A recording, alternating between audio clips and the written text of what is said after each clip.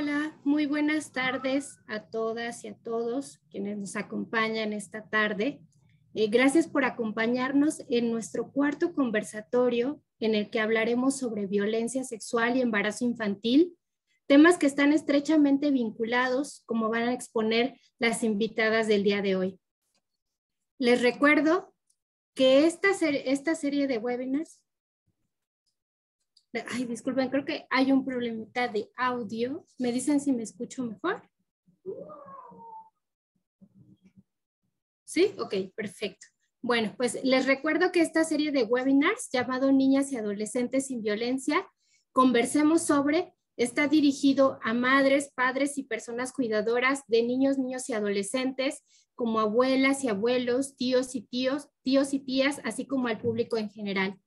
Esta serie de webinars se realizará en el marco del proyecto En Comunidad Prevenimos y Respondemos ante la Violencia Sexual y el Embarazo Infantil en 12 municipios de México, el cual estamos llevando a cabo gracias al apoyo de Fondo Fiduciario de las Naciones Unidas para eliminar la violencia contra la mujer. Mi nombre es Gabriela García y a nombre de Equidad de Género, Ciudadanía, Trabajo y Familia y de la Red por los Derechos Sexuales y Reproductivos en México, DDCER, les doy la más cordial bienvenida a este espacio virtual y les invitamos a participar con sus preguntas, comentarios y sobre todo con las experiencias que ustedes tienen sobre los temas. Sobre el protocolo les voy a compartir los protocolos de seguridad. Les pedimos que en caso de sismo pues mantengan la calma, sigan el protocolo que tengan en casa o en las indicaciones de protección civil. Muchas de nosotras pues vivimos en zonas de alta sismicidad y bueno, decirles que la sesión permanecerá abierta y regresaremos 10 minutos después si el evento sísmico lo permite. También decirles y recordarles que este es un espacio libre de violencia, por lo tanto, pues no se permitirá ningún acto de acoso, de violencia o discriminación y en caso de ocurrir se expulsará de la sesión a la persona agresora y se realizará el reporte correspondiente. Les invitamos a utilizar el chat que tienen ustedes en esta plataforma de preguntas y respuestas que encontrarán en la parte inferior de su pantalla y donde van a poder compartirnos sus dudas, comentarios y experiencias, las cuales iremos comentando hacia el final de la sesión. Y bueno, si el tiempo nos lo permite, podemos abrir el micrófono a algunas de sus participaciones. Y bueno, pues les voy a dar también la bienvenida a nuestras ponentes del día de hoy, que es la doctora Rosario Texi Zúñiga y a la licenciada Yumiku Beli Cepeda, a quien les voy a presentar un poquito más adelante. Y por ahora les voy a platicar quiénes somos, quién es Equidad.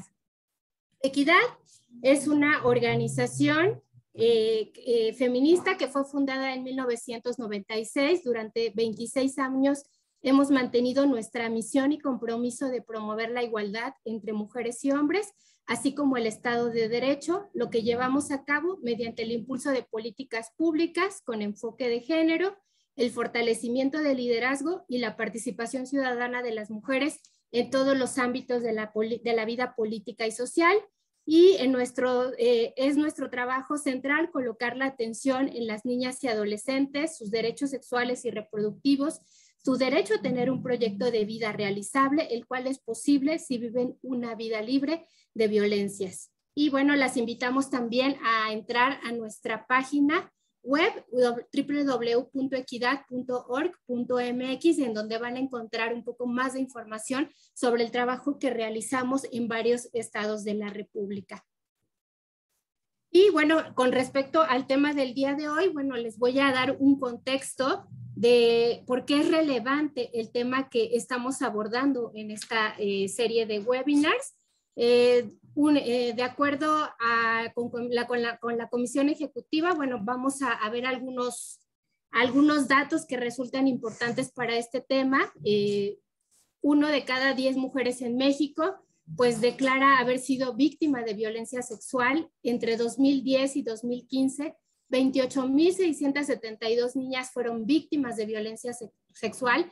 Como ustedes saben, muchos de estos delitos no se denuncian y de acuerdo a la encuesta nacional sobre dinámica de las relaciones de los hogares, la INDIRE, en el 2016, el 71% de las agresores son familiares o personas conocidas. La punta pues del iceberg es el embarazo en niñas de 10 a 14 años. Cada año pues se reportan casi 27,000 nacimientos diarios, 10,000 al año en esta población, y la diferencia entre la edad de la madre y el progenitor presupone coerción sexual, ¿no? De acuerdo al Centro Nacional de Equidad de Género y Salud Reproductiva. Son 27 nacimientos diarios, no 27,000, no, eso sería terrible, pero 27 son una cantidad escandalosa. La violencia contra mujeres y niñas es un factor relevante en el embarazo adolescente, ya sea en sus relaciones de noviazgo o en el ámbito comunitario. Y bueno, sabemos que durante el confinamiento por COVID-19, pues hubo un incremento de la violencia en México, pero también a nivel mundial. Por eso es importante este proyecto, que tiene como objetivo fortalecer un ambiente de prevención, protección y respuesta a la violencia sexual contra niñas y adolescentes, así como el embarazo infantil y adolescente producto de la violencia en 12 municipios de 4 estados en los que estamos trabajando, que es el Estado de México, Hidalgo, Tlaxcala y Puebla. Confiamos y estamos convencidas que este proyecto ayudará a fortalecer las acciones, pues para que niñas y adolescentes que viven un riesgo exacerbado de violencia y embarazo infantil debido al COVID, pues tengan mayor protección y atención contra la violencia, seguridad y pues bienestar. Vamos ahora a dar inicio con la presentación a nuestras grandes ponentes. El día de hoy está con nosotros la licenciada Yumiko Belís Cepeda. Ella es psicóloga clínica y educativa, egresada de la Universidad de Guadalajara, con especialidad en educación sexual y derechos por la Universidad Pedagógica Nacional, promotora de la alfabetización emocional y prevención de la violencia en el hogar y la escuela, así como en la promoción del buen trato. Bienvenida, Yumiko.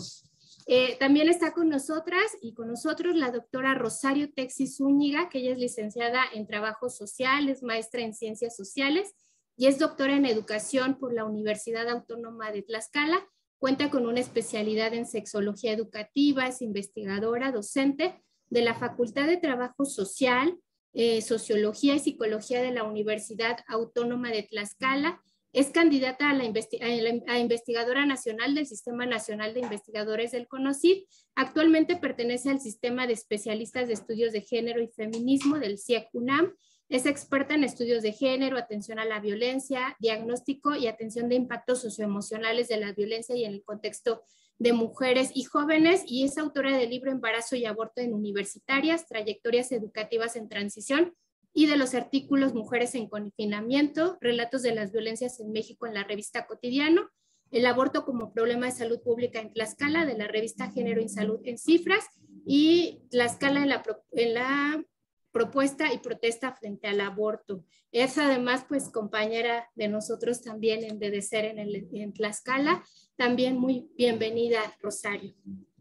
Pues gracias a las dos por acompañarnos el día de hoy. Les comento a nuestras ponentes y también a las personas que están acompañándonos el día de hoy cuál va a ser como la dinámica de esta sesión. Yo tengo algunas preguntas para ustedes. Cada pregunta pues les voy a dar un aproximado de 4 minutos para que puedan contestarla. Yo les voy a ir indicando el tiempo para que vayan concluyendo. Si les parece bien, voy a levantar yo la manita virtual que está aquí en este momento para irles avisando que su tiempo se ha terminado. Les recuerdo también a nuestra audiencia que su participación es fundamental, por lo que podrán colocar sus preguntas en el chat, en el chat de preguntas y respuestas, que está también como en la parte de abajo, donde están ahí todas los iconitos. Y yo estaré atenta para mencionarlas para que Rosario y Yumiko pues nos puedan ir dando respuesta. Además, pues al concluir las preguntas, al concluir la participación de nuestras ponentes, les vamos a dar voz a algunas de las personas que están acompañándonos el día de hoy, por lo que les pido que cuando den la indicación, o sea, cuando yo les avise que vamos a abrir este espacio de preguntas y respuestas, pues levanten su mano, igual utilizando este icono, para que nuestra compañera Cintia les pueda abrir el micrófono. Y bueno, pues vamos iniciando ya con esta conversación del día de hoy. Y para esto les voy a hacer la primera pregunta, y estoy segura que muchas de nosotros y de nosotras nos la hacemos, de por qué el embarazo infantil se vincula con la violencia sexual. ¿Quién quiere iniciar de ustedes? ¿Rosario o Yumiko? Bueno, primordialmente se vincula con la violencia sexual porque en las estadísticas es evidente que en los embarazos adolescentes muchas veces estas niñas han sido coaccionadas o forzadas o chantajeadas, y el índice estadístico de padres mayores que ellas y mayores de edad es evidente que esto toca un problema de violencia sexual. Es decir, hay asimetría de poder, física. Muchas gracias, Yumiko. Rosario.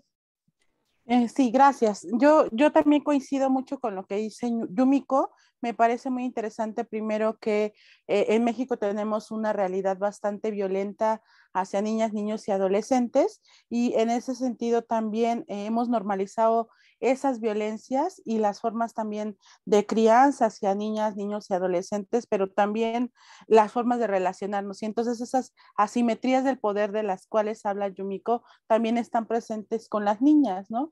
Con las niñas y adolescentes teniendo parejas sentimentales y sexuales mayores que ellas, muchas de ellas menores, ¿no? De 10, de 14, 13 años, y teniendo parejas de 25, 30 o hasta 50 años, ¿no? Que les doblan o les triplican edad, y en muchas ocasiones está ahí puesta esta situación, y que tiene que ver con una cuestión estructural, ¿no? De violencia, donde se ha permitido y se ha reconocido que la violencia es normal, que está bien, y que además que las relaciones asimétricas no tienen problema, ¿no? Mientras la niña o la adolescente consienta, no hay ningún problema. Sin embargo, obviamente no estamos hablando de la misma condición teniendo una relación entre pares a tener una relación totalmente dispar, y que en muchas ocasiones pues obviamente generan estos procesos de coerción, de convencimiento, y que al final pueden generar pues grandes estragos como lo es el embarazo infantil, ¿no?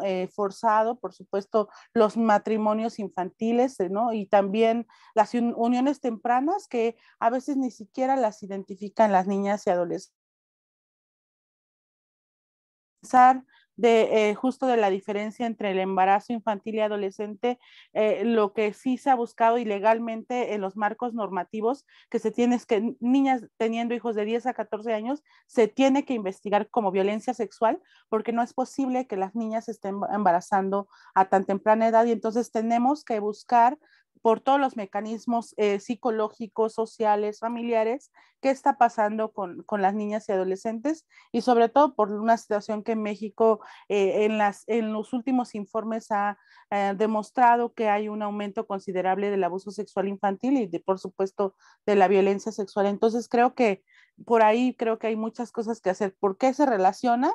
Finalmente porque vivimos en un contexto de violencias que no reconoce como sujetas de derecho a las niñas y adolescentes, y que sigue normalizando estas prácticas tan tradicionales de explotación, de acoso, de abuso y por supuesto de violencia hacia las niñas y adolescentes de nuestro país. Muchas gracias, Rosario. Muchas gracias, Yumiko. Sí, creo que es súper importante esto que ustedes mencionan, el tema del no reconocimiento de niñas, sobre todo de niñas y niños y de adolescentes como sujetas y sujetos de derecho, y también el tema de la invisibilización del embarazo infantil vinculado a la violencia sexual. Como bien mencionas, en ocasiones queremos abordar el tema de del embarazo infantil como si habláramos de embarazo adolescente, y creo que ahí sí es importante hacer esta diferenciación. Muchas gracias a las dos. Vamos con la siguiente pregunta, que es central, pues yo creo que para madres y padres y personas cuidadoras, de cuáles son las señales de alerta ante un caso de violencia sexual. ¿Quién quiere comentarnos?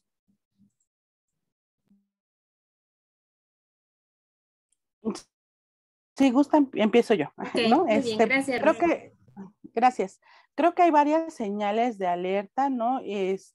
Lo principal, bueno, que yo puedo identificar o que ya se ha dicho mucho es, pues obviamente, una de ellas es revisar cómo está el cambio de la relación de la niña con la familia, o niña, niño, adolescente, perdón, ¿no? Pues también la otra parte importante, reconocer qué está pasando, si tuvo cambios de humor, si, por ejemplo, hay cuestiones como la ropa, ¿no? La revisión también de la ropa, qué está pasando con el área genital, ¿no? Si tiene algún sangrado, ¿no? Esas cosas que en ocasiones pensamos, pues no es normal, ¿no? Es normal que la niña se esté tocando o el niño se esté tocando, pues obviamente no le está pasando nada, ¿no? O que llegue a haber laceraciones o moretones en las áreas genitales, ¿no? Que haya retención, no sé, de heces o en algún momento, si ya controlaba esfínteres, ahora ya no, ¿no? A que llegue a tener una hemorragia rectal o vaginal la niña adolescente y digas, ¿qué pasó? Algo está pasando. Esas son como físicas, ¿no? Pero también psicológicas, nos vamos a encontrar ahí como algunos miedos, algunas fobias, la cuestión de la depresión, ¿no? Las autolesiones que también forman parte hoy en día de una de los diagnósticos que hay que hacer, ¿no? Algunas pesadillas, pérdida justo del control de esfínteres o con conductas sexualizadas que antes no se veían y que ahora otra vez aparecen o que en algún momento empiezan a que no quieren quedarse con la persona, ¿no? O tienen una situación de depresión, ¿no? O generan relaciones no tan sanas con otras y con otros. Eso es como de manera general lo que podemos identificar, ¿no? Hay muchas otras cosas. Se requiere, por supuesto, sí un diagnóstico especializado, ¿no? Se requiere una atención integral porque primero vamos a necesitar una valoración médica, pero también una valoración psicológica y desde el trabajo social para detectar, se va a hacer un diagnóstico personal, un diagnóstico por el caso y además de eso reconocer pues todas las situaciones de alerta que estamos viendo, pero lo más importante yo creo que es aprender a escuchar a las niñas, a los niños y a las adolescentes. Si algo está pasando, si algo no les cuadra, pues no hay que obligarles a que hagan lo que nosotros los adultos hemos pensado que está bien, ¿no? Si no quieren dar un beso a la abuela, a la tía, a la prima, al primo, pues evitemos forzarles, porque entonces también nosotras promovemos que está bien obligarlas a, ¿no? Obligarlas a alguna situación que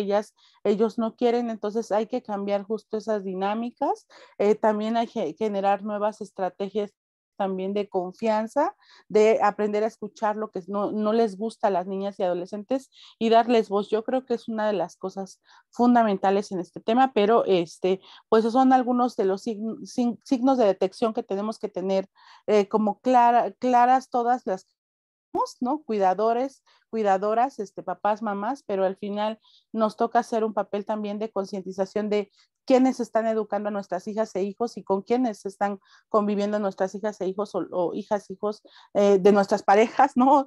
Con quiénes están asumiendo esa responsabilidad y pues también siempre tratar a las niñas, adolescentes y niños pues con respeto, con cuidado y sobre todo con protección, que es una de las cosas que nos ha faltado mucho a quienes estamos en el cuidado adolescente.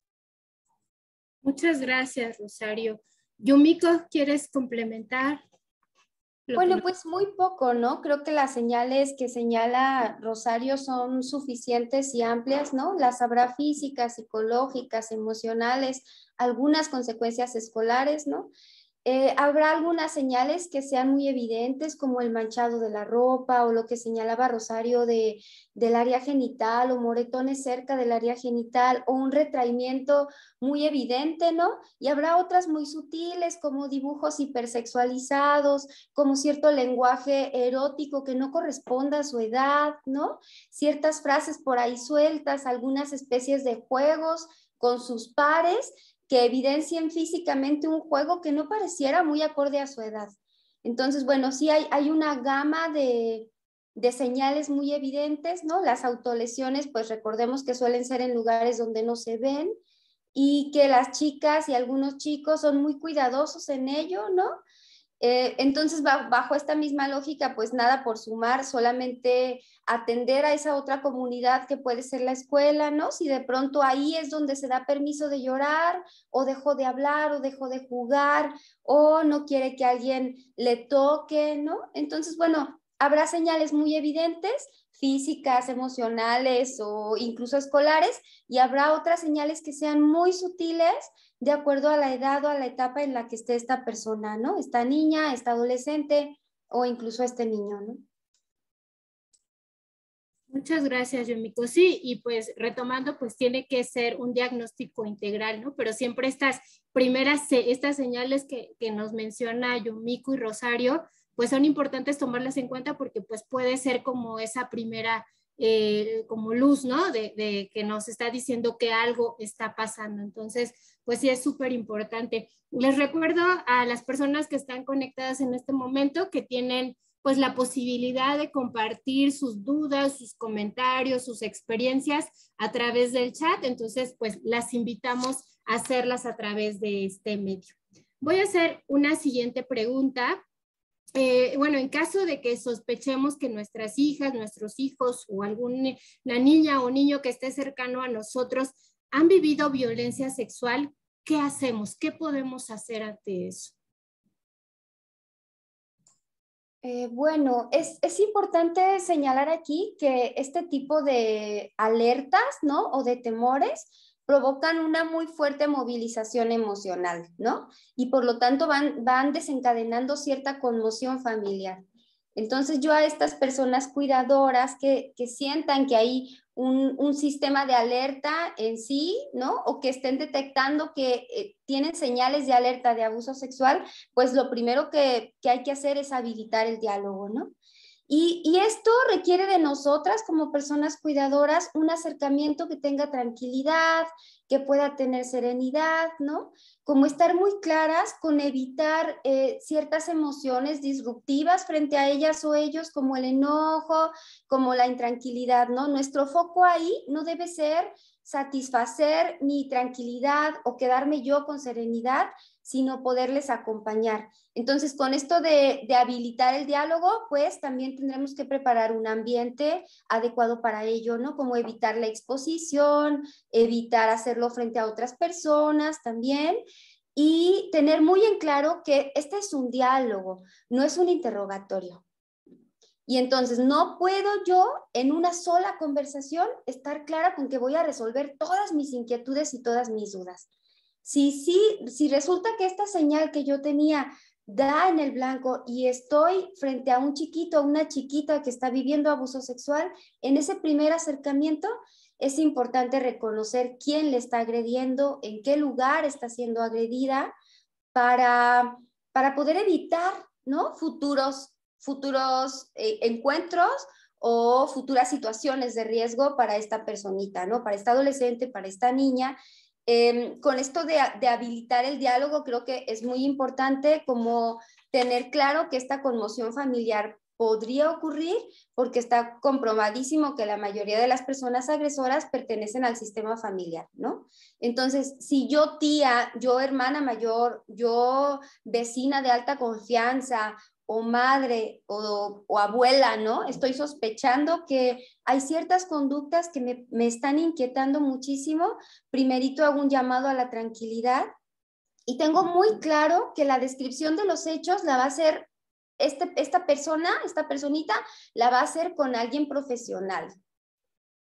O sea, no puedo yo apostarle a indagar detalles, momentos, lugares, sino yo, cuidadora, tengo que apostarle a tener un entorno de confianza, de credibilidad, ¿no? Si es que mis inquietudes resultan ciertas, tengo que garantizarle a la otra, es decir, a la niña o al adolescente, la escucha. Y tengo también que garantizarle que ha sido muy valiente, que esto va a tener una solución, ¿no? Que vamos a acudir con personas profesionales, todo de acuerdo a su rango de edad, ¿no?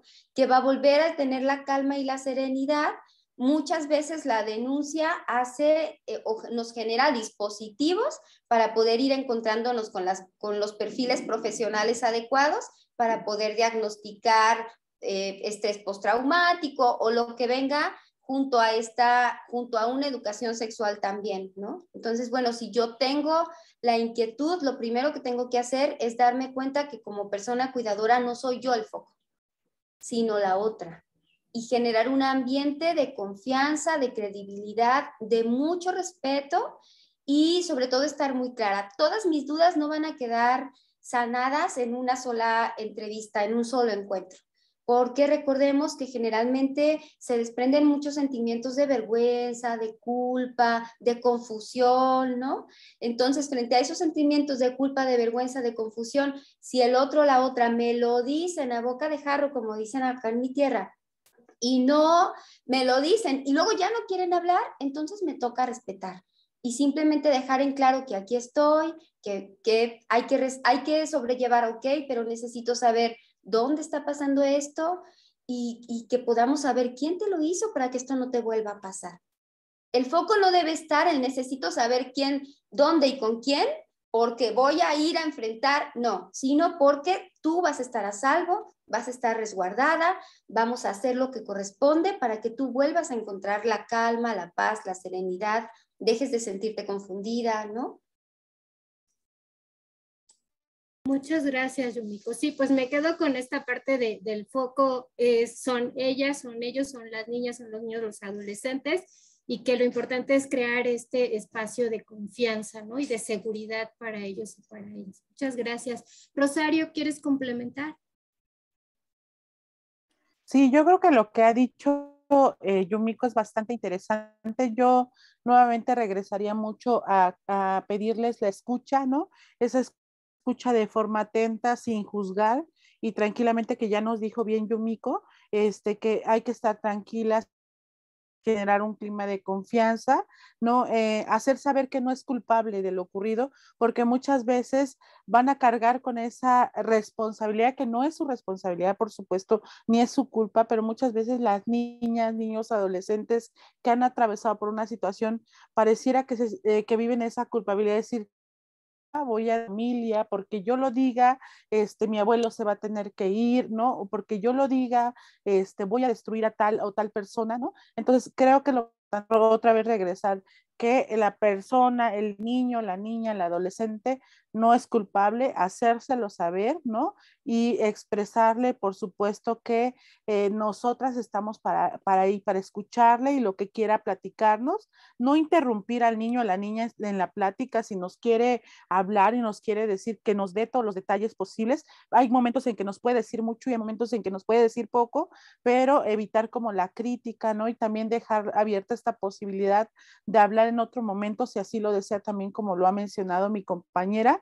Y lo más importante es justo acudir a servicios especializados de atención a la violencia de género y a la violencia sexual, que vayan ya sea a un centro de salud, a un hospital donde haya una atención y que se busque una atención especializada, la importancia también de la denuncia ante un ministerio público y pues obviamente los cuidados. Lo más importante también es no prometerles, ¿no? De que mañana mismo va a estar en la cárcel, ¿no? Porque yo me hago cargo, ¿no? Porque al final les generamos una expectativa de algo que no va a pasar, ¿no? De algo que posiblemente no va a ser de esa manera. Entonces, sí busquemos y cambiemos la dinámica, pero también justo es el papel que nos tocará proteger, ¿no? Y creer que lo que ellos están diciendo, ellas nos están contando es real y que vamos a estar ahí para acompañarles. Y eso creo que es lo más importante.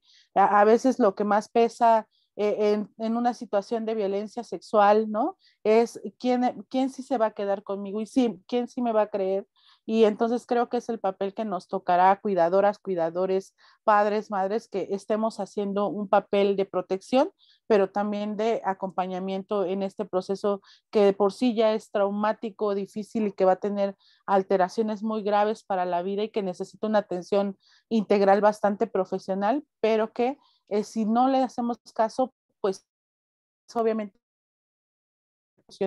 habrá en esos niños que al final niños, niñas, adultos, que se conviertan en adultos o adultas con muchos problemas de relación y de otras problemáticas físicas, psicológicas y demás, ¿no? Entonces, creo que lo más importante es justo trabajar en los procesos de protección familiares y, por supuesto, también en confiar y en creer a las niñas, niños y adolescentes para generar estos climas familiares mucho más sanos.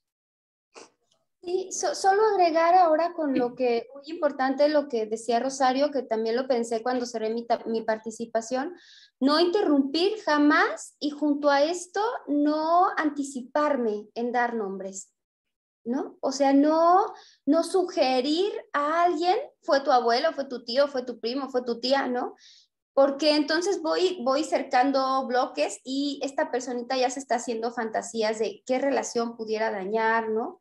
Y no perder de vista que si yo soy una cuidadora y en ese momento estoy recibiendo la ruptura del pacto de silencio de esta persona, de este niño, de esta niña, de este adolescente, no perder de vista que está buscando contención y ayuda, ¿no? Entonces yo no me puedo aventurar en prometer cosas que no voy a cumplir, pero tampoco me puedo aventurar en desacreditarlo o desacreditarle, mejor dicho, ¿no?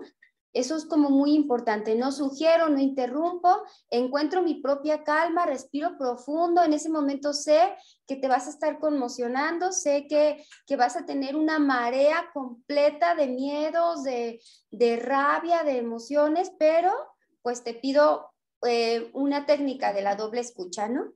Respira profundo, escucha tu corazón, contente y quédate con todo tu cuerpo atenta a esta persona hasta que termine de hablar lo que tenga que decirte, ¿no? Sí, muchísimas gracias. Sí, yo pensaba que también de repente queremos hablarle a los niños o a las niñas o a los adolescentes como personas adultas, ¿no? Y si bien pues tienen toda la capacidad para comprender y escuchar, están en una etapa de desarrollo específica que sí te necesitamos tener también las habilidades, lo pensaba a veces por los profesionales a los que a veces acudimos y que no necesariamente todos o todas están capacitadas para el trabajo con niñas, niños y adolescentes. Y yo creo que también pues son intervenciones muy específicas cuando se trabaja con infancias y con adolescentes que cuando se trabaja con personas adultas. Entonces creo que en ese sentido pues también hay que tener cuidado cuando buscamos a un especialista, ¿no? Saber que sí tienen estas capacidades para poder brindar este apoyo, siempre con el reconocimiento de las y los niños y de los adolescentes como sujetos de derechos, ¿no? Que me parece que eso es fundamental. Cuando dices, Yumiko, poner en el centro a niños y niñas y adolescentes es porque los estamos reconociendo como sujetos y sujetas de derechos capaces también de tomar decisiones, ¿no? Entonces, creo que eso es una parte fundamental y que también pues todo este proceso vaya generando un empoderamiento, ¿no? De estos niños, niñas y adolescentes y pues no nos quedemos como con el tema de, ay, pobrecitos, las víctimas, no saben qué hacer porque sufrieron mucho, sino creo que al final es un tema también de irlos empoderando, ¿no? Para que puedan ir también recuperando, ¿no? Toda esta capacidad también de agencia, de autonomía, etcétera. Entonces, pues eso siempre me parece también muy importante. Muchas gracias a ambas. Vamos con una siguiente pregunta y bueno, la seguimos invitando a plantearnos sus dudas, sus comentarios, sus experiencias en el chat. Aquí está abierto también para que puedan hacerlo. Una siguiente pregunta, ¿cómo podemos hacer para prevenir la violencia sexual?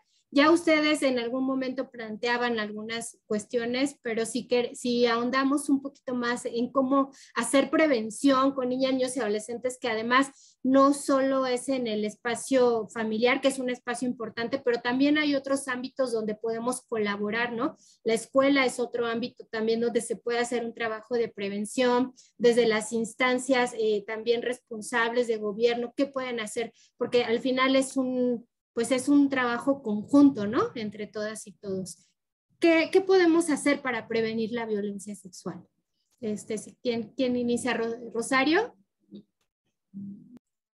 Sí, claro, gracias. Bueno, pues yo creo que una de las cosas importantes es el diálogo, ¿no? El diálogo como una forma también de comunicación asertiva entre las familias. Creo que en muchas ocasiones no trabajamos eso en nuestros ámbitos familiares, ¿no? Muchas veces decimos, bueno, pues ya tengo una familia, pero ya no platico con ella, ya no genero positiva, asertiva, ¿no? Entonces, al final dejo que otros y otras críen y no trabajo importante, ¿no? También poner atención a las necesidades que tienen las hijas, hijos, que eso también es fundamental, ¿no? Reconocerlas y como ustedes muy bien lo han dicho, como sujetas de derecho, no como que no necesitan mi protección, sino que ya son adultas chiquitas, ¿no? Sino más bien justo en esa idea de reconocer que hay necesidades, pero también tienen derechos y tienen muchas posibilidades. Por otro lado, también reconozco el entorno donde estamos viviendo, ¿no? Tengo un entorno familiar bastante violento, bueno, pues busco también mecanismos de seguir platicando, dialogando, de que me pueden contar, generar estos espacios de confianza, pero yo creo que lo más importante que creo que tenemos que empezar a abrir tiene que ver con enseñar sobre sexualidad, ¿no? El tema de la educación integral en sexualidades es necesaria porque no solo va con la familia, sino también en las escuelas, en la comunidad, pero me parece importante que enseñar sobre sexualidad es necesario y fundamental a las niñas, niños y adolescentes. ¿Por qué? Porque les enseñamos cómo se llaman las partes de su cuerpo, porque les enseñamos de manera cotidiana y todo el tiempo, pues que la sexualidad es parte de nosotras, de nosotros, y que al final es necesario que las niñas, los niños, adolescentes conozcan, ¿no? Conozcan esta parte fundamental porque les decimos otros nombres, les decimos sinónimos, les decimos, pero nunca les hablamos realmente lo que pasa. Y vivimos todavía en una cultura que se espanta cuando hablamos de la educación integral en sexualidades, ¿no? ¿Por qué les van a hablar en la escuela de el aparato reproductor, ¿no? Porque todavía ni siquiera hablan de las formas diferentes de la sexualidad, solamente hablan de esta parte reproductiva y básica, ¿no? Y además esta visión binaria, ¿no? Nada más existen hombres y mujeres y ya no hay más, ¿no? O sea, al final no damos la posibilidad de hablar de justo la diversidad de la sexualidad y también la importancia de reconocer los derechos y por otro lado también que las niñas y adolescentes vayan conociendo de manera gradual, paulatina, sus derechos sexuales reproductivos y que también vayan conociendo su sexualidad y aprendiendo, que eso es fundamental. Entonces, yo creo que hay que partir de eso, enseñar a niñas, niños y adolescentes de manera gradual es justo la cuestión de la sexualidad. ¿Para qué? Para que al final generemos adolescentes, jóvenes, personas adultas preparadas, conscientes, responsables e informadas sobre este tema tan importante y que tantas problemáticas sigue teniendo justo por eso, por la falta de información, de difusión y de capacitación en este tema. Y también creo otra cosa importante es pedir ayuda. Igual sabemos que no todas somos expertas en los temas, ¿no? Entonces, yo creo que es importante pedir ayuda. Si yo sé que no sé del tema, ¿no? Sé que no sé de sexualidad, sé que no sé comunicarme con mi hija, con mi hijo, sé que no sé cómo hablar con mi hija, con mi hijo, entonces digo, busco una ayuda, ¿no? Hay ayuda profesional, ¿no? Tenemos las instancias de las mujeres, ¿no? Tenemos los DIF municipales, estatales, bueno, pues voy y pido ayuda, hay profesionales haciendo su trabajo, bueno, pues tengo quizá la posibilidad de hacer un pago a alguna psicóloga clínica, una psicóloga infantil, ¿no? Bueno, pues eso también forma parte importante, pedir las ayudas necesarias, la sociedad civil, que siempre estamos ahí muy puestas, pues pensando y acompañando estos procesos de enseñanza-aprendizaje, bueno, también, ¿no? En la docencia también hay mucho por aprender, pero lo más importante es justo eso, pensar que está bien pedir ayuda y está bien trabajar justo con nuestras niñas y adolescentes para prevenir estas problemáticas tan graves y yo creo que son de los elementos que yo puedo rescatar de manera rápida, ¿no? Como la importancia de las sexualidades y la comunicación, que me parece fundamental. Muchas gracias. Muchas gracias, Rosario. Tenemos una mano levantada y una pregunta en el chat. La voy a hacer cuando termine la participación de Yumiko, porque a lo mejor se responde también con esta participación. Yumiko.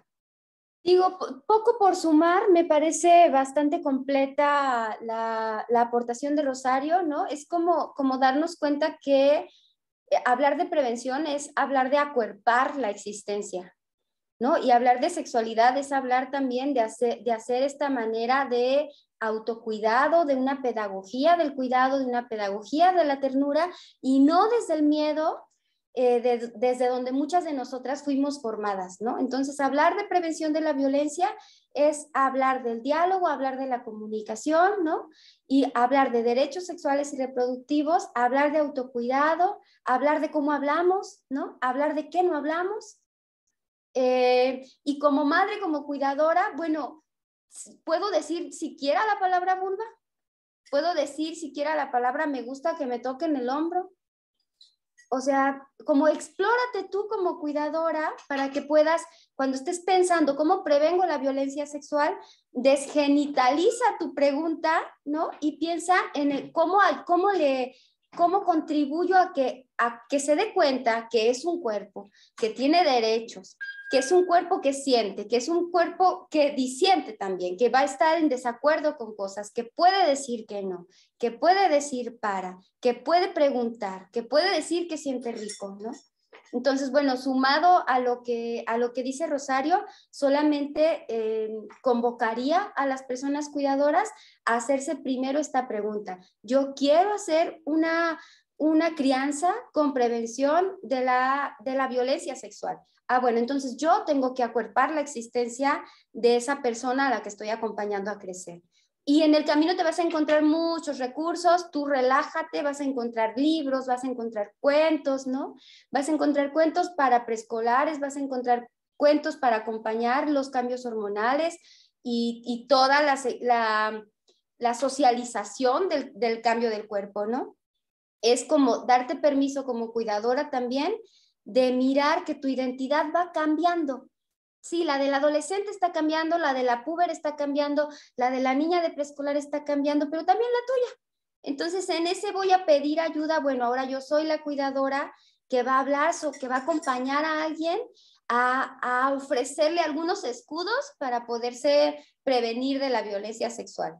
Ah, muy bien. Entonces, me exploro qué requisitos tengo yo primero para desbloquear el hablar sobre el cuerpo. Si yo hablo de prevención de la violencia sexual, yo tengo que hablar del cuerpo que soy y del cuerpo que es la otra. Muchas gracias, Yomiko. A mí me parece súper importante el tema de la educación integral de la sexualidad, porque le tenemos mucho miedo al tema de la sexualidad, ¿no? Y cuando hablamos de educación integral de la sexualidad, creemos que solo estamos hablando de las relaciones o los vínculos eróticos, pero que va más allá de eso, ¿no? Y la importancia de que lo reciban en el espacio escolar, pero también la importancia en que lo abordemos en el espacio familiar y también incluso en el espacio comunitario, ¿no? Cómo también vamos trabajando sobre todos estos aspectos de la sexualidad de niños y adolescentes. Entonces, me parece súper importante. Desde hace ratito tenemos una mano levantada, que es el de José Manuel Hernández. José Manuel, si estás por ahí, puedes activar tu micrófono y pues plantear tu pregunta, tu comentario. Tienes solo que activar micrófono. Y si quieres, pues abrir. Activar micrófono, si quieres.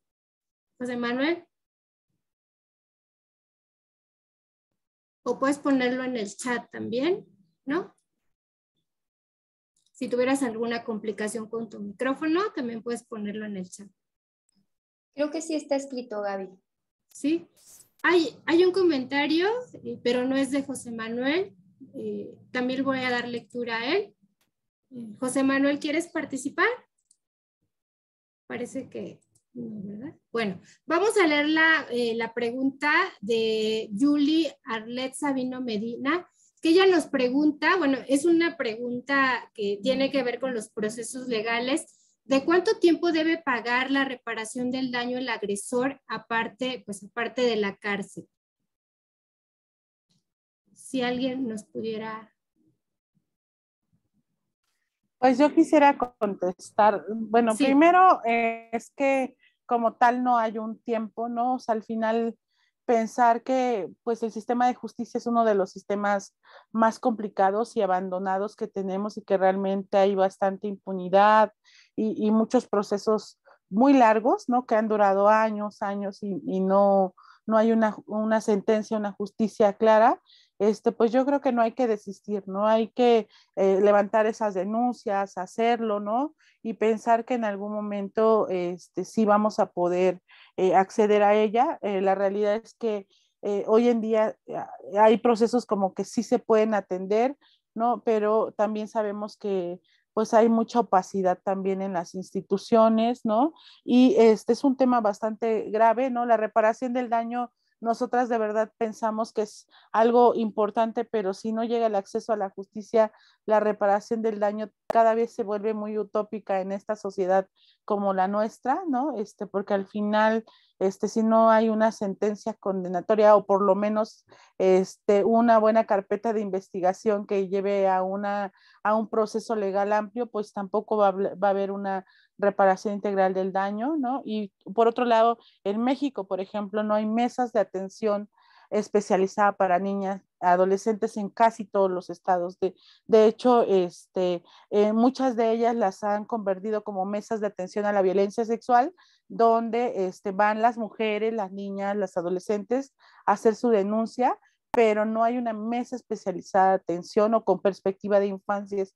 Y eso duplica mucho más o imposibilita más aún también el acceso a la justicia, porque entonces todos los casos de violencia sexual que hay a personas adultas, pues también lo pasan con las niñas y adolescentes, entonces el trabajo se vuelve enorme y la idea es que hubiera un espacio específico para las niñas y adolescentes. Los sistemas integrales de protección a niñas, niños y adolescentes suponen que son un espacio donde se va a acceder a la procuración de justicia, sin en cambio no ha pasado, ¿no? Eso ha sido una de las limitantes en nuestro país, ¿no? Los IPINAS han estado, pues desde este lado, bastante endebles, ¿no? Y no funcionan. En muchos casos esperemos que en algún momento sí haya una actuación, pero yo creo que la cuestión que sí podemos hacer o que sí se puede hacer es como buscar esas ayudas profesionales desde algunas instancias frente a lo que está pasando, ¿no? Si ya se vivió una violencia sexual y como tal no hay una cuestión de meter a la cárcel al agresor, que como esta visión más punitiva, pues igual por lo menos la víctima puede tener una atención psicológica, una atención médica, una atención desde consejería, ¿no? De todas las áreas del trabajo social o todas las funciones del trabajo social que pueden ayudarle, que creo que ese sería un poco las funciones que muchas veces la sociedad civil asumimos, ¿no? En ese sentido. Y también, bueno, pues eso sería como, es lamentable, ¿no? Porque al final a mí también me hubiera gustado decir, pues sí, aquí se duran 3 meses y ya hay cárcel y además de eso te reparan el daño, te cambian de domicilio, pero la realidad es que no pasa eso, es muy complicado que pase y bueno, pues la idea es empezar a abrir caminos, porque sí necesitamos que pronto en México la realidad de las niñas y adolescentes cambie en este tema de atención a las violencias de género y específicamente a la violencia sexual. Muchas gracias, Rosario. Les voy a compartir otra pregunta. ¿Qué pasa si después de varios años un menor o una niña o un niño nos comparte una situación de abuso? ¿Hay una vigencia para denunciar? ¿A dónde debemos acudir? ¿Quién nos quiera decir? O sea, creo que qué pasa no solo en términos jurídicos, sino también qué pasa pues en términos emocionales, ¿no? Creo que eso es algo que sí es importante porque pues siempre que estamos o por lo regular me toca que en algún espacio en donde vamos sale algo y empezamos a hablar del tema, hay una situación en donde una persona mayor comparte que vivió de abuso cuando era pequeño o pequeña y entonces creen que pues ya, o sea, pasó y pues ya no hay nada más que hacer. Entonces, si nos quisieran decir, compartir. Sí, pues yo voy a responder intentando, ¿qué pasa después de varios años? No, ese es un delito que no caduca, que es un delito que se puede perseguir durante el tiempo, porque al final las personas que vivimos o vivieron una violencia sexual no hablan cuando se tiene que hablar, hablan cuando pueden, y esa es una realidad muy importante, ¿no? Y por otro lado, pues sí hay muchos apoyos que pueden recibir, como ya les decía, atención psicológica, atención del trabajo social, pues para atender estas situaciones de pues las implicaciones que ha tenido, las consecuencias que ha tenido ser víctima de violencia sexual. Y yo creo que eso es como de las cosas que sí podemos hacer. La denuncia la pueden hacer todavía, la pueden hacer igual, como les decía, en las mesas de violencia sexual en las fiscalías o en las procuradurías de sus estados, en los centros de justicia que son necesarias ahí. Sí creo que es fundamental que se haga porque entonces se nombra, se da esta posibilidad de que sepamos cuántos delitos se están cometiendo respecto al tema. Y bueno, pues sí creo que hay muchas posibilidades por hacer las denuncias. Lo importante es justo eso, que se quiera y que además, pues, si tienes esta posibilidad o si se tiene una posibilidad de un acompañamiento legal, pues sería lo ideal también para que no vayan solas, porque los acompañamientos legales que dan el Estado muchas veces son mínimos y que en ocasiones dicen, pues nada más hay un abogado o dos abogados para todo el Estado o tres abogados y tienen muchos casos que atender, ¿no? Los abogados de oficio, ¿no? Esos difícilmente, o abogadas de oficio que difícilmente pueden atender la situación. Entonces, yo creo que es algo importante, o sea, sí acudir a la atención psicológica, yo creo que la valoración, el diagnóstico y por supuesto a partir de muchas de las estrategias que se tienen para atención en un caso, pues creo que nos pueden permitir ayudar a subsanar y en algún momento no reparar el daño porque es un daño irreversible, pero sí creo que la persona aprenda otras estrategias para aprender a vivir con una situación que ha pasado en su vida y que no siga viviendo en una situación pues de miedo, de quizá tristeza, enojo, ¿no? Que puede provocarles pues el no poder hablar de una violencia sexual que sufrió de pequeño, de pequeña o de adolescente, y que creo que sí es muy importante. Lo más importante creo que es hablarlo porque romper el silencio creo que es la forma quizá más liberadora en muchos casos para estos temas, pero sí creo que tiene que ir acompañado de un apoyo profesional amplio. Sí, te voy a compartir José Manuel Hernández y creo que se liga a esta pregunta también. Hola, buena tarde, no podía escribir cuando me hablaban, pero quería comentar que cuando un alumno te habla de abuso por parte del padre, lo denunciaron y no pasó nada, pues la mamá lo desmintió. Entonces, como que supongo que él pregunta qué se puede hacer en este tipo de casos. Sí, bueno, yo creo que una de las cosas importantes, José Manuel, es que usted hizo su trabajo, ¿no? O sea, al final hay un protocolo de atención y de prevención al abuso sexual infantil que está pensado para docentes y que dice cuáles son las funciones de un docente cuando detecta un caso de abuso sexual.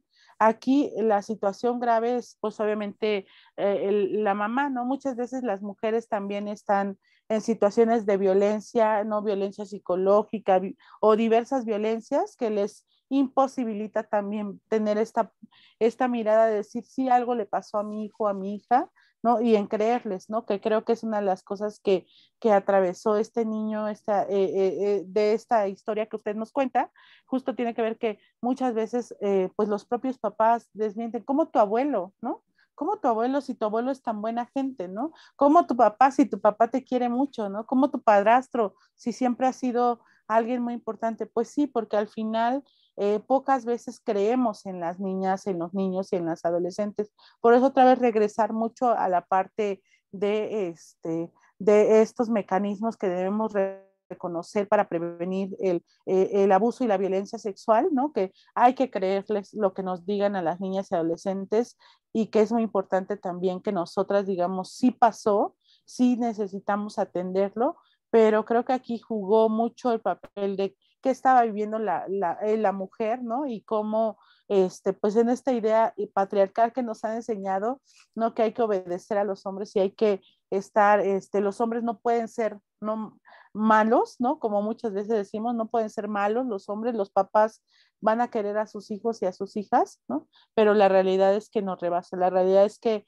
en las cifras, en lo que se ha mostrado es que los principales agresores, en este caso en la violencia sexual y el abuso sexual, son familiares muy cercanos, no son personas extrañas, ¿no? Y creo que aquí el papel sí, que tuvo que hacer es darle continuidad. El docente tiene que dar una notificación al director, el director hacer ya sea un escrito a la supervisión y hacer la denuncia, y sí tendría que buscar un apoyo. Si la mamá no se hace cargo, no asume la tutela de esa niña, ese niño, entonces los sistemas DIF o las procuradurías del menor son quienes asumen esa tutela, inmediatamente ellos le van a dar el seguimiento, van a resguardar justo la protección de los derechos de las niñas, niños y adolescentes, van a resguardar a esa niña, a ese adolescente, lo van a llevar a un albergue mientras se resuelve la situación, y eso va a permitir, por supuesto, darle continuidad a la investigación. Eso sería lo ideal, ¿no? Sí pasa y ahora estamos luchando mucho porque realmente se hagan con estos protocolos que ya se tienen, y que tanto docentes como cuidadoras, cuidadores también sepan cuáles son sus funciones. Y de todas maneras, creo que si podemos en un momento compartir el link del protocolo, me parece que es bastante interesante que lo conozcan para saber cómo detectar, cómo prevenir y atender la violencia sexual desde los ámbitos escolares. Gracias. Gracias. Sobre todo yo creo que es muy importante, Rosario, mencionar que independientemente de que la madre lo haya desmentido, finalmente el proceso tuvo que haber continuado porque hay una serie de peritajes psicológicos, físicos que se le hace al menor o a la menor o al adolescente, al niño o adolescente para entonces confirmar que eso pasó, ¿no? Entonces creo que, como dice Rosario, están las Procuradurías de Atención a Niños, Niños y Adolescentes, que en el caso en el que la madre no ejerza la tutela, ¿no? La Procuraduría toma como ese papel de tutelaje y se convierte en defensor de ese niño, defensor legal, ¿no? Entonces, creo que también es muy importante que ustedes ubiquen las Procuradurías de Atención a Niños, Niños y Adolescentes y en los DIF también ahí, porque ahí van a encontrar como también todo el acompañamiento legal para que entonces pueda ir caminando el proceso. Pero sí, me parece que aún independientemente de que la madre no haya desmentido, el proceso tuvo que haber continuado porque aquí la víctima pues es el adolescente, ¿no? Y en ese sentido, pues como decíamos, y hay una situación que es que siempre hay que creerle a la víctima, ¿no? Entonces, pues ahí yo lo dejaría, pero sí, José Manuel, de hecho, pues nos dice que está muy, pues él también se sintió como muy, muy indignado por todo lo que sucedió y sí, ¿no? La verdad, con mucha impotencia, como él menciona. Bueno, hubo una situación con Yumiko, se desconectó, está como en proceso de volverse a conectar, pero bueno, continuamos con la charla, en tanto ella se conecta, igual lo seguimos invitando a que hagan sus preguntas, abran su micrófono, en caso de que quieran participar con micrófono abierto, levanten su manita con las reacciones de esta plataforma. Y bueno, voy a hacer una última pregunta, Rosario. ¿Cómo creamos estas redes de protección para las víctimas de violencia? Que me parece que es fundamental. O sea, el hecho de que podamos crear como estos espacios de protección, ¿no? Que decían de espacios de protección, de acuerpamiento, decía también esta Yumiko.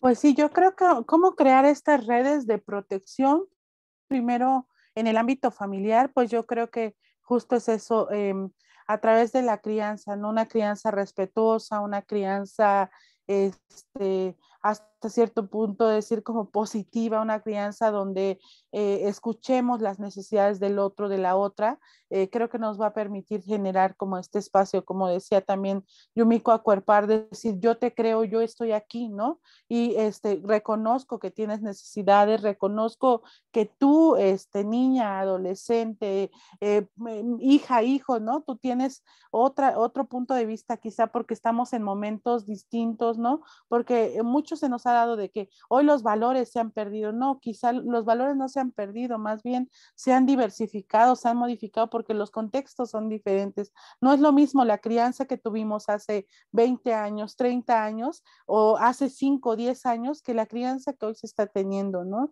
Entonces creo que lo más importante es en el ámbito familiar, sí, afianzar mucho estas relaciones equitativas, estas relaciones donde se busca que estas familias tengamos la posibilidad de expresar nuestros miedos, nuestras dudas, nuestras creencias, esta posibilidad también del cuidado colectivo, del amarnos, el de respetarnos, ¿no? Este proceso también que hace un momento decía Yumiko, ¿no? Este valor de la ternura que muchas veces no lo habíamos pensado como importante, decir te quiero, no, eres importante, eres valiosa, eres valioso para mí, porque a veces lo dejamos pasar, ¿no? Y esa posibilidad, siempre hemos sido duros en mi familia, ¿no? Como esa es una idea clásica, ¿no? Y yo quiero que mis hijos sean fuertes, ¿no? Pero fuertes, pero con amor, fuertes, pero con seguridad. Entonces, creo que es importante trabajar mucho en los ámbitos familiares con otros procesos, ¿no? Desde el amor, desde la ternura, desde la comprensión, la confianza y sobre todo el respeto. Y yo creo que también en el ámbito comunitario trabajar así, ¿no? Yo en qué contexto viven mis hijos, mis hijas, en qué contexto vivimos todas, ¿no? Y entonces generar espacios donde también mis vecinas, mis vecinos, ¿no? Mis conocidas, mis conocidos, también vean cómo es un proceso también de acompañarnos, ¿no? No individualizo la situación, porque hoy vivimos en una cultura de individualizar, ¿no? Nuestra sociedad tan líquida que pocas relaciones tenemos y en esas relaciones pensamos, mientras no me pase a mí, pues que le puede pasar a todo mundo, ¿no? Y en esas sociedades donde no hago vínculos, donde no me relaciono, ¿no? Mientras no me conozcan, ¿no?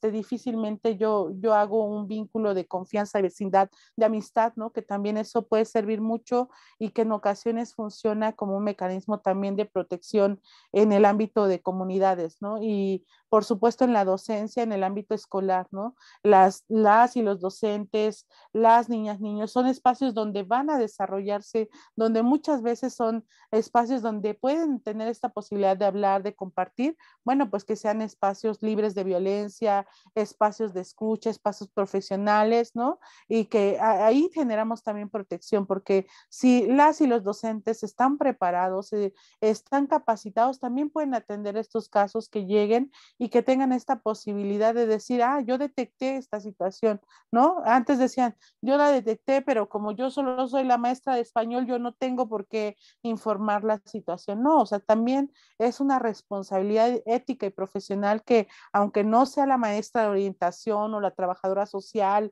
o la psicóloga, y si yo detecto una situación, también es mi responsabilidad informar y dar parte y dar seguimiento a estos temas que puedo localizar en las niñas, niños y adolescentes que atiendo, ¿no? Porque al final es una responsabilidad compartida y por otro lado, y yo pienso como a nivel local y estatal, bueno, pues a las instituciones les tocará responder ante estas situaciones. Creo que hoy en día hace falta que las instituciones también se la crean de que ya estamos en otro momento, que la protección de niñas, niños y adolescentes es necesaria, ¿no? Ya se han creado mecanismos, leyes, ¿no? Hoy tenemos, por ejemplo, una normatividad bastante interesante como la norma 046, cuando una niña fue víctima de una violencia sexual y producto de ello quedó embarazada, ¿no? Una niña, mujer, y entonces producto de ello quedó embarazada, bueno, puede interrumpir su embarazo, puede recibir atención oportuna,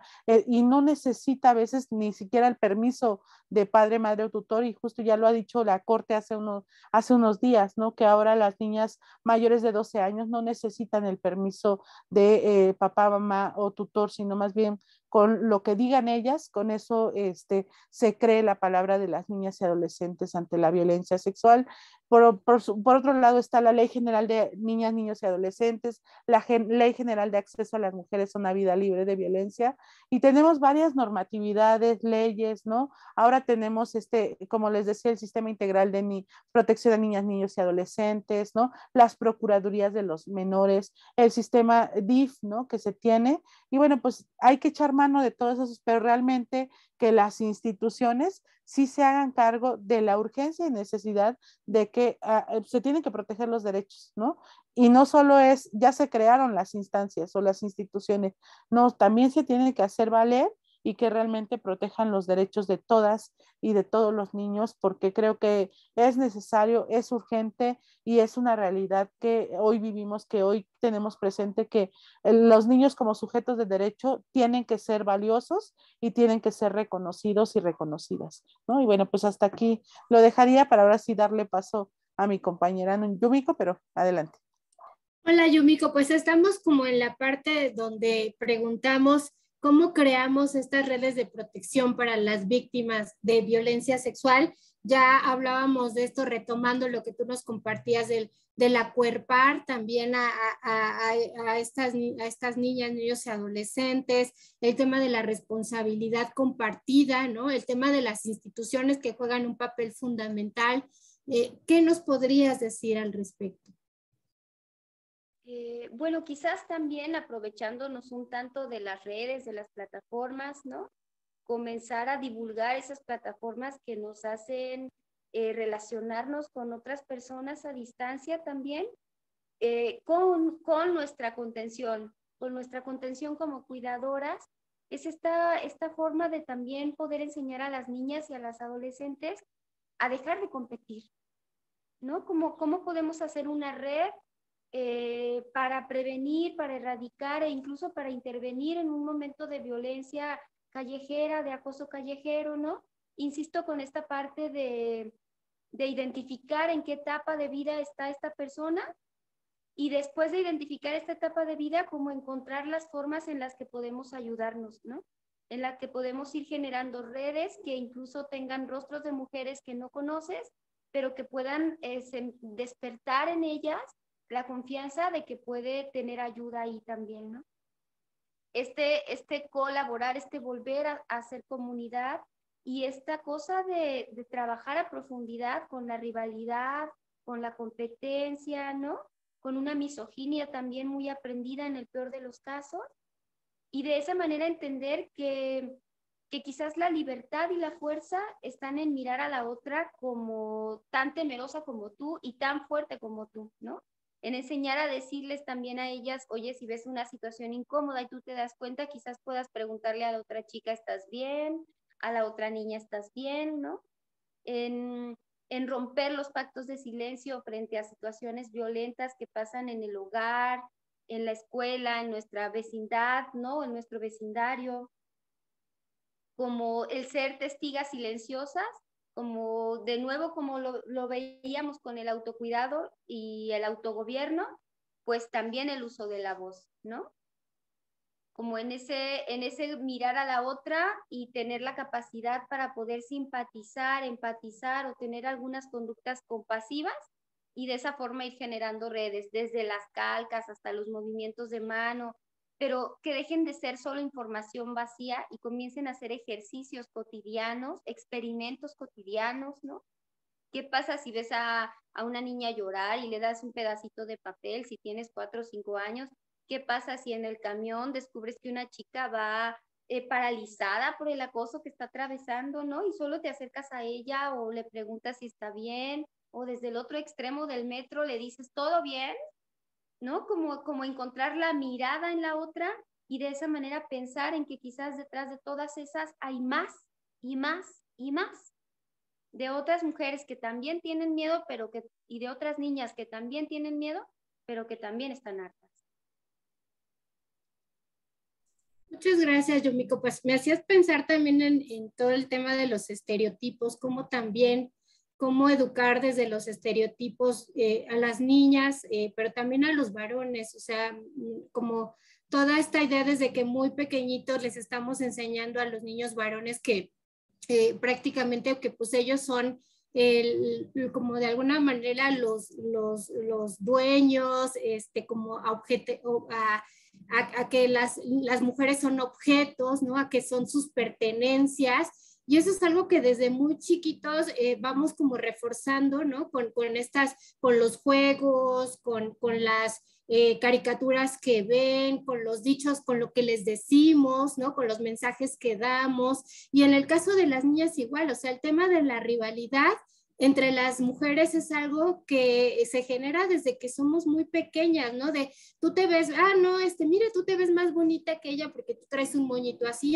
mira, tú usas este vestidito, te ves más bonita que aquella, oye, le tienes que ganar, pero en términos como de la apariencia del cuerpo, ¿no? No en términos de otro tipo intelectuales, ¿no? Sino que es un nivel de competencia de corporal, ¿no? De quién es más bonita, el tema de la sexualización de las niñas desde que son muy pequeñas, ¿no? Y entonces ya les pones un tacón, les pones un vestido, las vistes de adultas, las maquillas, ¿no? Es decir, hay una serie de situaciones en la crianza que van generando esto que tú mencionabas, del silencio, porque también desde muy chiquitas nos enseñan que las mujeres no gritan, ¿no? Las mujeres no dicen, no expresan el enojo, las mujeres no expresan el desacuerdo, pareciera que el enojo es para los hombres, pero además el expresar el enojo desde la violencia, ¿no? Es algo permitido en el caso de los hombres. Entonces creo que desde ahí, desde las infancias ya estamos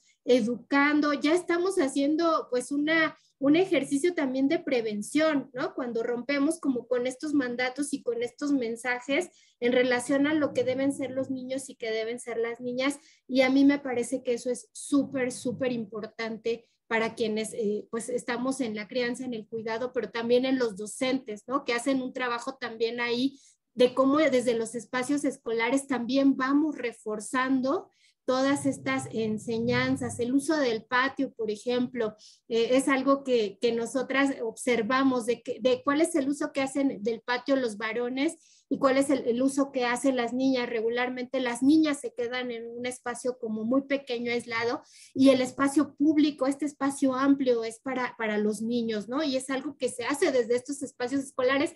No se nota, pero sí tiene un mensaje para estos niños y para estas niñas que cuando salen al espacio público, pareciera que el espacio público sí es para los hombres y no es un espacio para las mujeres, ¿no? Y el tema del acoso, pues está vinculado a este tema, ¿no? De por qué, o sea, te acosan porque sales a cierta hora, te acosan porque vas vestida de cierta forma, hay una justificación hacia el tema de la violencia hacia niñas y adolescentes. Entonces, pues me parece que es fundamental. Me quedo como con toda esta reflexión tan interesante que haces y que también pues nos hace Rosario, ¿no? En esos términos. Pues para ir como, para avanzar, ya casi no tenemos mucho tiempo, pero si alguien quiere hacer una pregunta, pues el espacio está abierto para que levanten la mano y les demos la posibilidad de que abran su micrófono y hagan alguna pregunta a nuestras expertas, algún comentario, alguna inquietud, alguna reflexión que haya surgido a partir de lo que nos han comentado nuestras compañeras. ¿Alguien? ¿No? También en el chat tienen esa posibilidad en caso de que no puedan abrir el micrófono, también pueden hacerlo. Y si no, pues no sé si ustedes quisieran, entre tanto, que puedan escribir nuestras participantes. Si alguien de ustedes dos, Rosario, Yumiko, quieran como rescatar una reflexión personal en torno pues a este tema de la violencia y la violencia sexual, el embarazo infantil. Alguna reflexión personal, algo que les parezca importante que lo digamos en este espacio. Pues solo acentuar una educación con finca en los derechos sexuales y reproductivos, creo que nos ayudará a darnos cuenta cómo la pobreza en nuestros países tiene cara de mujer, ¿no? Y esto está muy vinculado a un embarazo adolescente, a un embarazo infantil, a la carencia de oportunidades, ¿no? A esta dificultad para romper ciclos de pobreza. Y no estoy hablando de dinero, ¿no? Sino de toda esta pobreza en recursos, en oportunidades, y bueno, frente a eso, poder compartir con las niñas, con los niños, los derechos sexuales y reproductivos hasta las adolescencias y no esperarnos hasta que tengan un cuerpo hormonado, ¿no? sino bueno, vamos haciendo un acceso a estos derechos de manera gradual, de manera donde sea un proceso de abarcamiento como cuidadoras, de ir mostrando esta posibilidad de nombrar los derechos sexuales y reproductivos desde que son preescolares hasta que son adolescentes y finalmente en la vida adulta, que quede consolidado esto como parte de sí y por lo tanto de una búsqueda constante de defender estos derechos, ¿no? De no permitir la violación a ninguno de estos derechos. Muchas gracias, Yumiko. Voy a darle la palabra a María Silvia Morales, que había levantado la mano. María Silvia, si quieres intervenir, está el espacio abierto. Puedes abrir tu micrófono. A ver, no sé si ahí me escuchan. Sí, te escuchamos perfectamente. Hola, buenas tardes. Pues mira, yo desde que soy pequeña con compañeras he escuchado pues el problema de la violencia, que las violó la abuelita, el tío y nunca quieren hablar por miedo a que piensen que ellas fueron las que tuvieron la culpa. Ahora ya de adulto, me encuentro igual con amigas, con compañeras de trabajo, donde han sufrido todo esto desde que son niñas y no lo denuncian. Y yo creo que la cultura debería empezar por ahí, porque enseñarla a las niñas a protegerse, a confiar en nosotros, a no ser sujetos de crítica, sino nosotros de ayuda. Entonces estoy muy, muy, muy de acuerdo con todo lo que dicen las ponentes. Y bueno, eso es lo que quería comentar y que pues parece que casi nunca pasa, que le pasan a 2, 3 chicas por ahí que denunciaron y las pasaron a la televisión. Y desgraciadamente, pues esto es más común pues de lo que uno se puede imaginar. No, ese era mi comentario. Muchas gracias, María Silvia Morales. Pues sí, sucede frecuentemente y como dicen por ahí, sucede hasta en las mejores familias, ¿no? En ocasiones creemos que sucede solo en ciertos contextos y en realidad puede suceder en cualquier familia, ¿no? Y sobre todo como lo que decía Rosario, como en estas familias en donde hay una desigualdad de poderes, ¿no? Donde la voz de las niñas, de los niños, pues no son escuchadas y tú también ya lo mencionabas. Pues Rosario, si quieres comentar algo a lo que nos comentó ahorita nuestra participante y añadir alguna reflexión para ya poder ir cerrando. Claro, yo creo que el problema nos ha rebasado tanto que también nos ha quitado la capacidad de asombro, ¿no? También creo que es algo importante, lo hemos normalizado tanto porque entonces ya hemos visto, es otra niña violentada, es otra persona, como ya está tan presente, pareciera que ya no es tan relevante, ¿no? Cuando empezaron a aparecer, por así decir, los casos de feminicidio era muy alarmante, ¿no? Porque ya existían, pero se empezaron a visibilizar y pareciera que ahora la situación es, bueno, pues ya hay otra, es otra persona y eso nos pasa con la violencia, ¿no?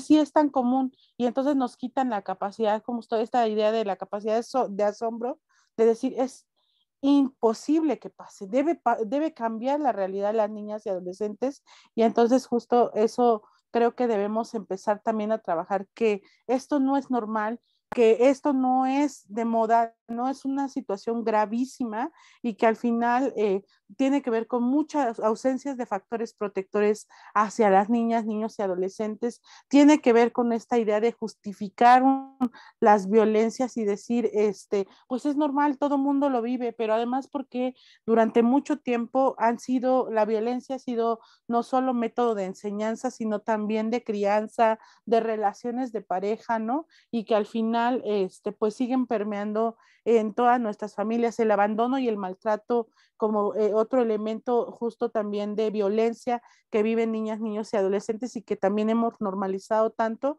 y que nos llevan a vivir esta cultura de violencia como hoy tenemos en México, como hoy tenemos en muchos lugares de nuestro estado, en Tlaxcala, bueno, y en los otros estados cercanos y en todo el país más bien, ¿no? Entonces, justo en ese sentido, también reconocer que todavía seguimos pensando que las niñas, las adolescentes, los niños no son sujetos de derechos, son de nuestra propiedad, y mientras nosotras no quitemos esta visión tradicional, seguirá también pensando en que son mis hijos y yo puedo hacer con mis hijos lo que quiera, ¿no? No, también esos hijos, esas hijas, esos niños, niños y adolescentes tienen derecho, ¿no? Y esos derechos debemos garantizarlos y protegerlos, ¿no? Cambiar estas normas sociales que nos conducen a la perpetración y a la tolerancia de todas las violencias, ¿no?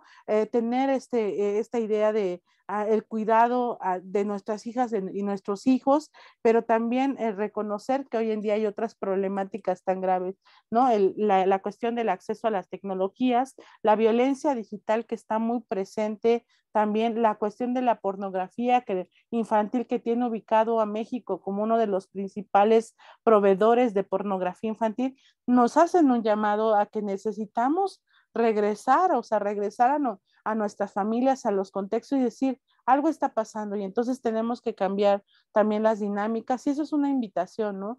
Primero a que pensemos que el problema es grande, sí, pero que sí hay muchas cosas por hacer y una sí tiene que ver con empezar a difundirlo, empezar a visibilizarlo y el otro empezar a denunciarlo, ¿no? Porque creo que son de esas cosas que nos van a permitir y nos van a ayudar a empezar a bajar estos índices, a generar otras estrategias y sobre todo yo creo que apostarle mucho al trabajo personal, familiar, de comunidad y desde las instituciones para cambiar la realidad que nuevamente que viven nuestras niñas, niños y adolescentes. Falta mucho, sí, ya lo estamos empezando a hacer ya desde hace muchos años, muchas hemos estado en esta lucha, pero yo creo que hoy en día es un buen momento también para iniciar y si poco se sabía del tema, bueno, pues es una invitación para que sigamos fortaleciéndonos e informándonos de esta gran problemática que se vive en nuestro entorno.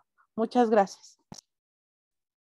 Muchas gracias, Rosario. Qué importante esto de no acostumbrarnos, sino de invisibilizar la violencia y normalizarla, ¿no? Porque eso es algo que contribuye, ¿no? Que como ya comentaban, pues en ocasiones hace que no denunciemos, que no alcemos la voz.